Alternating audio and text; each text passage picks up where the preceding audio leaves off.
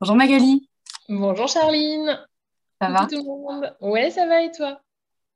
Je suis contente de te retrouver. Ben, moi aussi, je suis super contente de te retrouver sous ce nouveau format. On a décidé de Exact. lancer ensemble une discussion sur le thème parents autrement. Mm, mm. Et du coup, pour cette première, on s'était dit qu'on allait vous parler de ce que c'est pour nous, justement, parents autrement et pourquoi ça nous tient à cœur de parler de ça ensemble. Et pour le coup, on est quand même très en accord sur notre vision de cette parentalité-là. Plutôt pas Et du mal. coup, c'est que ça peut être chouette voilà, de le partager avec vous et de vous dire voilà, ce que nous, on entend par cette parentalité-là. Et du coup, bah, Charline, si tu veux déjà commencer. Oui, effectivement, un petit peu en off, là, on a commencé à discuter ensemble de ce que ça représentait pour nous. Et justement, je te racontais une anecdote, je radote, hein, enfin, voilà, qui s'est déroulée ce week-end. Donc, moi, dans le cadre de mon métier, je suis thérapeute pour enfants et pour adolescents, et donc je vois des parents. Et là, notamment, j'étais face à une maman qui était et parent et enseignante. Euh, et on commence un peu à développer sur la parentalité et elle m'explique à quel point, bah ouais, mais sauf que bon, la parentalité bienveillante, ces enfants à qui on laisse la parole, ces enfants qu'on laisse s'exprimer, ben bon, c'est un petit peu pénible aussi en groupe parce que, ou en tout cas à l'école, parce que forcément que ben, ça se passe pas de la même façon qu'avec ceux qui sont, on va dire, plus obéissants et plus dans le rang et plus dans une éducation formatée. Ouais, tu as tout à fait raison. Alors, je pense que cette maman, enfin, cette maman enseignante, ce qui était intéressant, c'est qu'elle ne partage pas entièrement toutes les valeurs de l'éducation bienveillante, en tout cas telle qu'elle l'appelait, mais en même temps, elle est quand même consciente que c'était chouette. Donc, je pense que c'est juste que c'était trop flou pour elle pour comprendre tout ce qu'il peut y avoir derrière. Et ça, c'est une chose dont je me suis rendu compte, et toi aussi, probablement, c'est que derrière la parentalité bienveillante, très souvent, on y a mis quelque chose, c'est du laxisme. Ouais.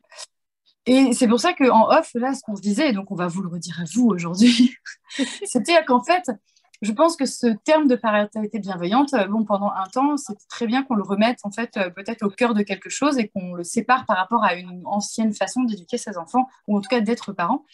Mais nous, on a plutôt placé, alors moi j'ai placé le terme de parentalité respectueuse. Puis toi, Magali, tu es venue placer le terme de parentalité consciente, et effectivement, je rejoins aussi complètement ce terme-là. Euh, et voilà, là aujourd'hui, on voulait vous parler un petit peu de ça. Tout à fait, complètement. Mais je pense, pour rebondir sur ce que tu disais, que on est allé sur la parentalité bienveillante, je pense qu'on a aussi eu besoin de toucher les extrêmes. Quand on sort Oui, d'un système qui fonctionne depuis longtemps, on a besoin d'explorer le suivant un peu en allant à l'extrême, et c'est ensuite en retrouvant un juste milieu que les choses bien petit à sûr. petit vont se mettre en place. Et c'est vrai que moi, c'est vrai que le terme aujourd'hui de parentalité consciente me parle bien, parce que je trouve, c'est ce que je te disais aussi tout à l'heure du coup, puisqu'on a beaucoup commencé en off, et puis on s'est dit que ça serait quand même bien de le partager avec vous. Pourquoi on C'est filme pas que maintenant? c'est ça, exactement. C'est que je pense que quand on est conscient de ce qu'on fait, quand on fait les choses vraiment en ayant, bah oui, cette conscience et pas en étant en pilote automatique, bah déjà, on a une relation avec nos enfants et avec notre famille qui est très, très différente.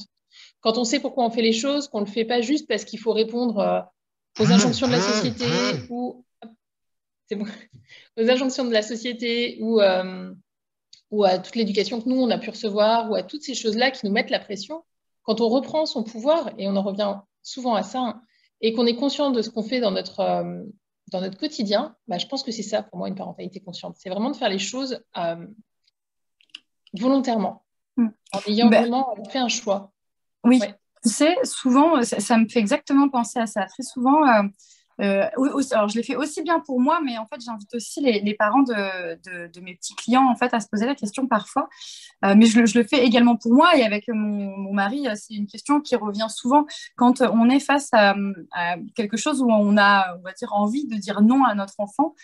C'est de se dire, OK, pourquoi je lui dis non? Est-ce que je lui dis non parce que réellement ça le met en danger ou parce que réellement moi j'ai peur et en fait j'ai quand même le droit d'avoir peur, même si après ça m'appartient et que ce sera nécessaire de travailler, il n'empêche que ça peut être ça. Ou est-ce que je dis non parce que finalement, jusqu'au plus loin que je me rappelle, moi on me disait non, donc en fait c'est non, quoi. Ouais. Oui. Et ça, notamment même sur le petit déjeuner. Je me souviens une fois au petit déjeuner, ma fille, elle voulait du chocolat, des pépites de chocolat. Tu sais, j'avais ouvert le placard à la pâtisserie et il y avait des pépites de chocolat. Et elle me dit, je veux des pépites de chocolat. Je dis, mais bah non, en fait, je mange pas des pépites de chocolat au petit déjeuner.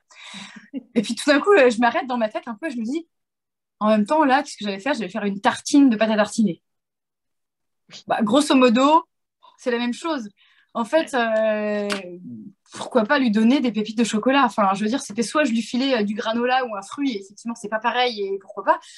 Mais Ouais. autant là, en fait, ça va bien se passer, quoi, tu vois. Ouais, ouais mais c'est ça. Et oui, et en fait, c'est vraiment de se remettre, et c'est tout comme, là, en ce moment, je suis en train de revenir là-dessus. Alors, on nous a appris et inculqué, tu sais, depuis toujours, ça tourne toujours autour des repas, mais voilà, avoir ces 3 repas par jour, voilà, on mange comme ci, comme ça. Alors, ok, sur le papier, oui, et probablement que pour notre corps, ça peut être bon aussi parce qu'on a besoin de ces temps de digestion. Enfin, il y a différentes choses. Mais moi, je vois le soir, quand je les récupère après l'école, très souvent, ils vont pas goûter tout de suite, et pourtant, je leur propose, tu vois, mais ils vont un peu après se mettre à goûter en continu, tu sais, jusqu'au moment du repas.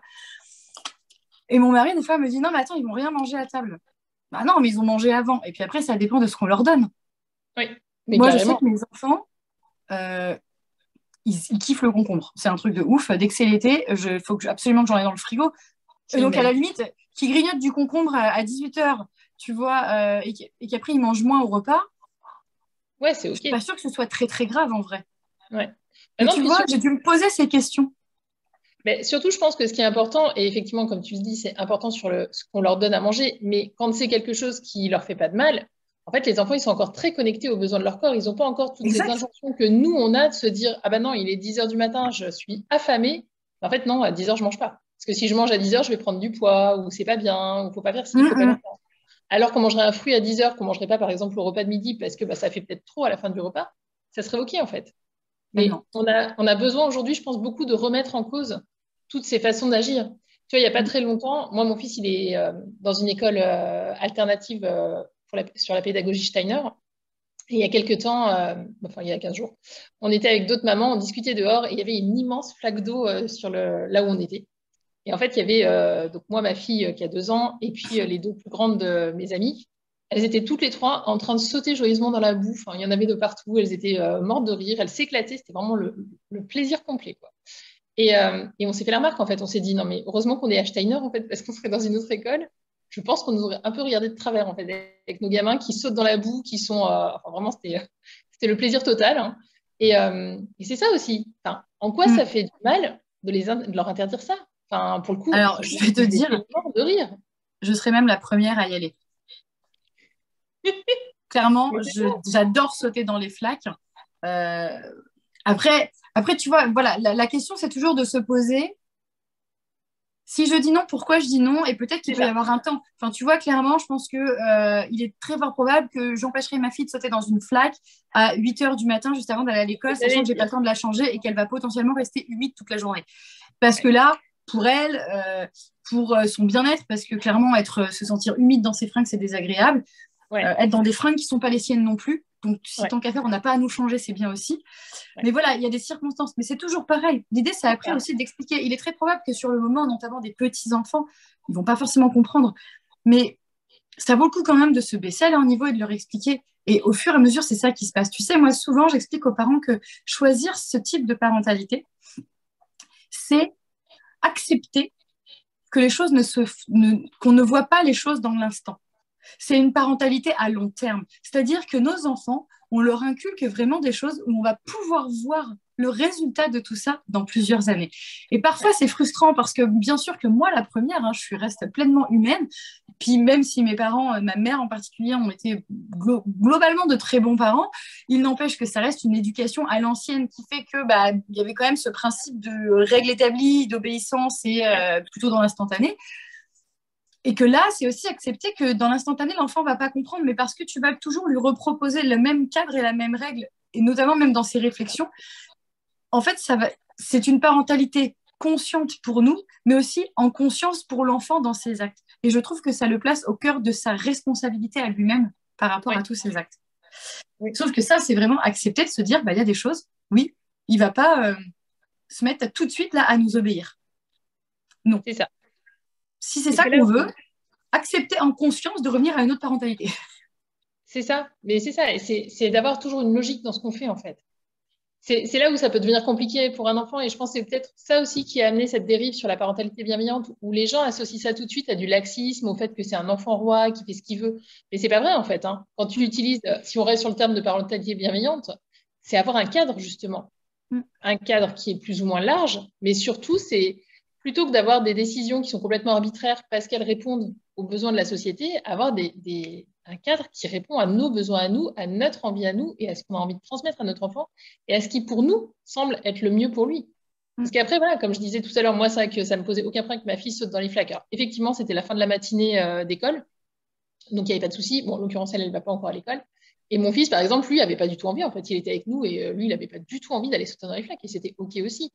Mais s'il y a pour une maman, c'est vraiment un truc qui pose un vrai problème, c'est aussi OK de dire non, du moment qu'il y a une bonne raison à fournir aussi à l'enfant. Je pense que c'est pas juste dire Oui, ah bah oui, c'est bien quand on est parent bienveillant ou parent conscient ou le terme qu'on veut mettre derrière, c'est bien de laisser ses enfants sauter dans les flaques. Mais si au fond de nous, c'est pas du tout en accord avec qui on est, bah, c'est aussi bien en fait de dire non tout en donnant à l'enfant une explication claire, quoi. Je pense que c'est complètement. aussi ça en fait. Et c'est là où justement on revient sur ce terme que tu as employé de parentalité consciente. C'est-à-dire qu'avoir conscience de pourquoi moi, je fais le choix de dire non, ce n'est pas possible dans ma représentation du monde avec mes enfants de faire ça. C'est ça. Mais c'est pas juste un non parce que moi, quand j'étais gamin, on me disait non et donc non, on ne saute pas dans les flaques. Enfin, avec pas vraiment d'argumentaire derrière. Après, l'argumentaire, il est ce qu'il est et effectivement, il y en a certains. Voilà, moi, j'ai une amie par exemple qui est très dans une dans une parentalité consciente, mais effectivement, on n'a pas le même rapport à certaines choses, notamment enfin, chez eux, ils se lavent les mains 1000 fois. Enfin, il y a plein de choses et je l'adore, mais c'est vrai que des fois, voilà, moi, mes enfants, il y a des fois, je leur relave pas forcément les mains. Il y a des moments importants, en fait, auxquels, mais il y a des trucs où c'est pas grave, en fait. Enfin, il n'y a pas une urgence, en tout cas, tout de suite à le faire. On va le faire parce que oui, c'est important d'être propre.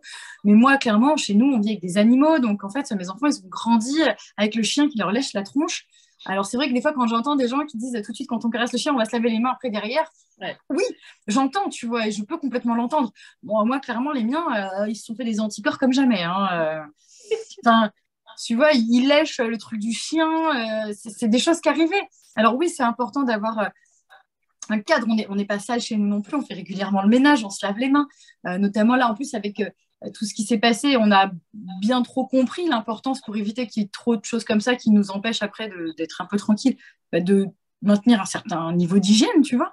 Et c'est ça qu'il faut peut-être leur apprendre. Mais après, donc on peut être là-dedans dans cette parentalité consciente, mais avec ses propres aussi cadres et ses propres besoins. Et donc, elle a besoin que ce soit vraiment hyper encadré par rapport à la propreté.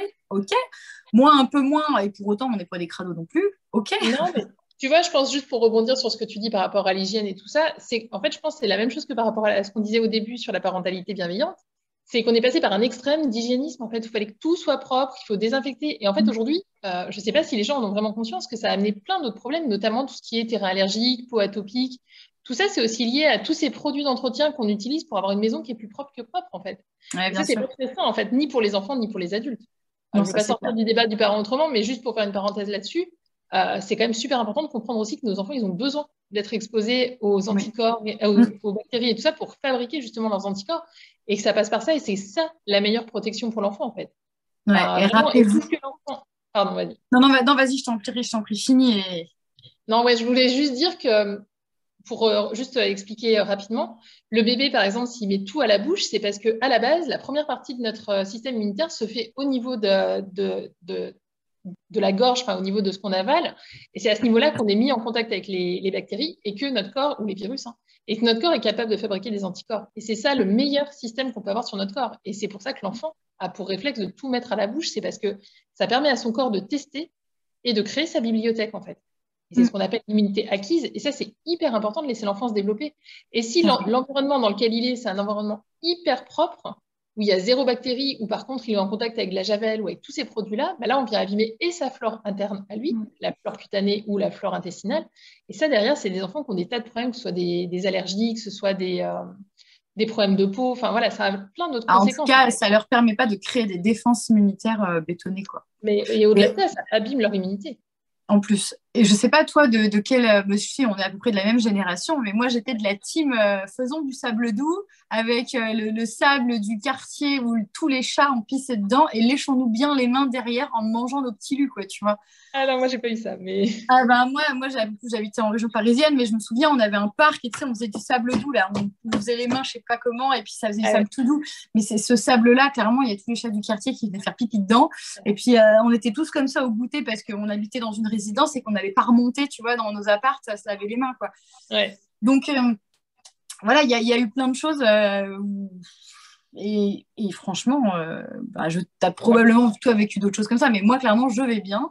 Mon système immunitaire est plutôt pas mal parce que je suis très, très rarement malade. Alors après, j'ai une autre aussi approche des maladies et de la santé, mais en tout cas, il n'empêche que voilà. Bon, ça, c'était la petite parenthèse hygiène et maladie. Il Exactement. n'empêche que voilà, on voulait aujourd'hui, au travers cette première vidéo, cette première prise de, je sais pas comment on pourrait dire, de contact avec vous, vous expliquer un petit peu comment on va mener les choses. Et on a défini ici aujourd'hui les termes de parentalité consciente, parentalité respectueuse, tel qu'on le voit.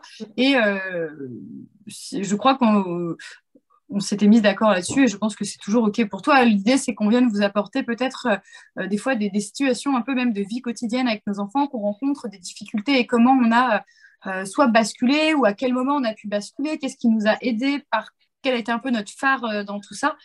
Parce que peut-être que toi, tu l'as constaté, moi, je l'ai constaté, puis mon mari m'a plein de fois fait cette réflexion-là, de me dire, OK, alors c'est bien, d'accord, il faut plus faire comme ça, il faut faire comme ça, mais en fait, on nous dit pas comment faire.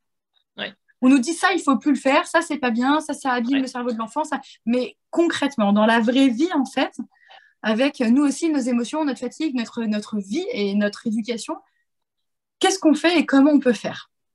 Mais c'est ça. Et c'est ce qui manque le plus. Mais complètement, je trouve qu'on est dans une époque où il y a beaucoup d'injonctions. Il ne faut pas que les enfants regardent la télé, il ne faut pas que les enfants fassent ci, il faut qu'ils fassent ça. Et il ne faut pas que les mamans soient en colère parce que c'est pas Il faut bien. être une mère parfaite, il faut Mais oui, travailler, il faut aller chercher le midi à l'école, leur faire tous les gâteaux du goûter. c'est ça. Moi, ce que j'appelle le syndrome de la mère parfaite. Ouais. C'est ça. Mais c'est ça. Et faire attention à l'alimentation et que ne jamais se mettre en colère. Être De tout le toute temps la douce. violence aujourd'hui dont on entend parler. Toutes ces choses qu'on fait à nos enfants et qui amènent de la violence. Je pense qu'il faut vraiment ramener tout ça dans une modération, en fait. Mm. Je pense on est vraiment, je pense qu'on est un peu en train d'en sortir, mais dans un extrême où il y a des choses, effectivement, c'est sûr, quand on se met en colère, c'est pas l'idéal pour un enfant, mais ça va pas non plus le briser en mille morceaux, en fait. Je pense que c'est comme tout, en fait. Oui, À un moment donné, faut ramener les choses dans leur justesse et il faut bien comprendre qu'un enfant qui vivrait dans un univers encore une fois aseptisé, et pas forcément qu'au niveau de l'hygiène, mais aussi au niveau de la parentalité, avec des parents parfaits qui se mettraient jamais en colère, qui auraient toujours la bonne réponse, on leur mettrait une pression d'enfer à ces gamins. Comment ils mm, pourraient se permettre, eux, de faire des erreurs si leurs enfants, leurs parents n'en font jamais, et si leurs exact. parents ne leur apprennent pas à s'excuser? Parce que être dans une parentalité consciente, pour moi, c'est ça le plus important, en fait. Moi, ça m'arrive de me mettre en colère avec mes enfants, bah, je m'excuse, en fait. Et Une fois que je si suis en on train de... gardait ça pour un épisode? Parce que ça, je pense que ça pourrait C'est être vrai, un bon épisode, tu vois, c'est vrai. justement. Parce que, bon, clairement, hein, là, moi, la première, tu sais, j'aurais tendance à vouloir tout vous déballer aujourd'hui. On C'est finit ce vrai. soir à Non, mais t'as 17h raison. cet entretien. Voire Mais plus. en vrai, je pense qu'on a tellement de matière et effectivement, ce que tu dis est hyper important. Et ça, c'est quelque chose aussi que moi, j'ai appris à faire, que j'avais pas reçu, que j'ai en tout cas reçu tard, très tard. Euh, et que j'ai appris à faire. Mon mari aussi, et mon mari en plus vient encore d'un autre milieu que le mien, donc je pense que pour lui c'était vraiment. Donc ça, je pourrais aussi vous partager ça. Lui ne le fera jamais, hein, il ne viendra jamais devant cette caméra, vous le partagez, pas son genre. Mais moi, je peux vous partager un petit peu comment il vit les choses parce qu'on en discute quand même assez régulièrement. Euh, mais ouais, je pense que tu vois, tout ça, ça peut être un super sujet. Ces moments où nous aussi, on a la colère qui monte. Moi, clairement, je suis une mère dragon à certains moments. Je n'en suis pas fière, mais je suis très, très impulsive. Et quand à un moment, la moutarde me monte au nez, clairement, c'est explosif. Alors, ouais, à côté de ça, j'ai jamais mis mes enfants au coin pour aussi en parler.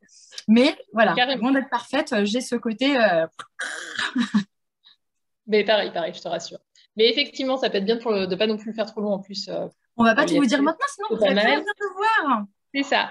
Néanmoins, si vous avez envie aussi de nous mettre, vous, sous la vidéo, si vous avez des envies qu'on aborde certains sujets ensemble, Des ça peut être sujets. vraiment chouette aussi. N'hésitez pas. Et si vous avez des questions par rapport à ce qu'on a partagé aussi aujourd'hui, Mm. pareil, n'hésitez pas non Des plus. difficultés que vous rencontrez, qu'est-ce qui s'est passé? Alors peut-être qu'il y en a certaines que nous n'aurons pas vécues, mais on pourra vous dire un petit peu avec notre vision de maman. Moi, je sais que le fait de devenir... Alors, je pense pas que j'étais une moins bonne thérapeute avant et une moins bonne accompagnante des parents avant. Il n'empêche que de devenir mère, ça m'a quand même mis un bon pas dans la réalité et qu'il y a des fois, Ouais. tu te dis, ah oui, donc la pratique, c'est ça, la réalité, c'est ça. Formidable. Euh, mais dites-nous toujours en fait, parce que peut-être on aura plusieurs pistes même à tenter, à essayer.